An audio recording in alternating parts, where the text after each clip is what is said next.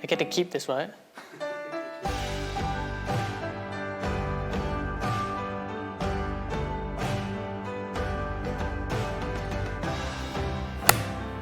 Oh, sorry, do it look there then. All right, let's do this.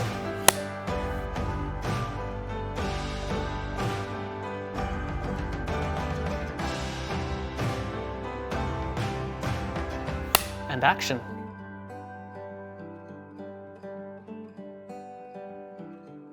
Hi, I'm Harry, founder and CEO at Uprise Academy. So my name is Maria. I'm the head of operations at Uprise. So my name is Steven. I'm the head of product here at Uprise. Uprise is a lifelong learning platform and community for the new wave of founders, explorers, misfits. What inspired me to set up Uprise? I think the biggest thing is it actually came from frustration. I would come into the office every day bursting with excitement and energy, listening to Avicii and rave music on my headphones, and then I'd tone it all down, sit down at my computer screen and be told this is just the way life is, while I copied and pasted and did these activities that didn't have any impact, that didn't make me feel alive, that didn't create any kind of change that fit the values I had. And it was that feeling that sparked this whole movement. For me, it was like, there has to be a better way to live life. I rejected that world and I quit and I went traveling the world and I met amazing people who'd lived unconventional lives, who had done things worth writing stories about. And the thing I noticed from all of them was that they had the same thing in common, which is a clear sense of purpose and being surrounded by other driven and interesting people for that whole journey. And so for me, starting Uprise was trying to bottle some of that and get them to other people in the world. Uprise's mission is to create the world's first selective community of change makers to take action together so that they can create remarkable lives for themselves. My favorite thing about Uprise's mission is that it truly resonates with people at the core of who they are. You know, complete strangers to come together and talk about, you know, shared purpose, shared meaning, and connect that way.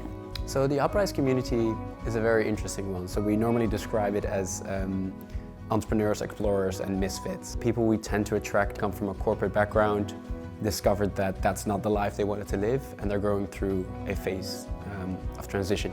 For us, our community started with in-person events, with 30 amazing young professionals coming together from over 30 different countries, co-living together for 3 months while pivot your career programs in, you know, amazing parts of the world. And to go from that as a brand to not being allowed to travel or even meet up in person, everything changed. We went purely online due to the pandemic. We didn't have a true online community until then. We did use a different platform for some of our experiments for what we're doing. However, it didn't serve us. My biggest frustrations with using social media to build a community was that most social media platforms are also used privately, which means that whenever we would send people notifications, they wouldn't really see them because it would compete with a message from a friend or a notification from their, I don't know, their mom posting a new update.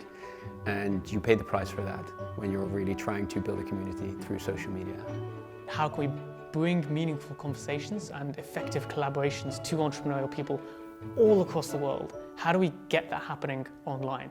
And that's where Disciple really helped us as a business, so that we actually have a platform that's constantly growing and changing as our member base grows. And that's been key in hitting our business metrics of becoming a business that sells, you know, education to consumers in a subscription model now. Running a subscription-based business is, you know, tremendously difficult sometimes. What's really helpful with Disciple is that it allows you to basically change the membership type for each of your member, but it also shows you what your members engage most with within Disciple. It kind of cuts out from our end that extra step to go and search for feedback from our members, because it's already at the back end. The features I personally like the most are definitely the direct messaging that works on web and iOS, Android, phone, because that's where people interact. And like I said, it's about good conversations. So that's the most direct way people can actually interact. I think the second thing is the micro communities, as I mentioned. Like, I think as your community grows, it probably gets to a size where people don't know each other anymore. And I think you tackle that by creating micro communities within your bigger community. So the fact that I can do that, for me, is super important. There are thousands of communities out there, right? Why is it that yours stands out? What is the vision you have, the purpose you feel, that you can shout through that community so you draw those people like you into that community? What we've found with Disciple especially is if you have that clarity, it's a place where they can really customize the environment, the virtual kind of space to meet those needs and those demands. So that's my best advice. So to anyone building a community, my advice would be to keep it focused on the human interaction. I think there's so many community platforms out there, or people building communities for that matter, that say that they've built a community, but really what they've done is build a collection of individuals. Keep in mind that the end goal is to help people have better conversations or connect to each other. You know, we have a community of people from all around the world that meet online every day, do workshops together, do sprints, marathons, all the things that we do within our collective. And yeah, I think create more of that and make it as real as possible, although it's online. And so now what we've become is an online space as well as an offline space, and the community's changed with that. It's become more mature. The age range has increased because now we can be accessed by people who have busy jobs, who have families as well, which is super exciting.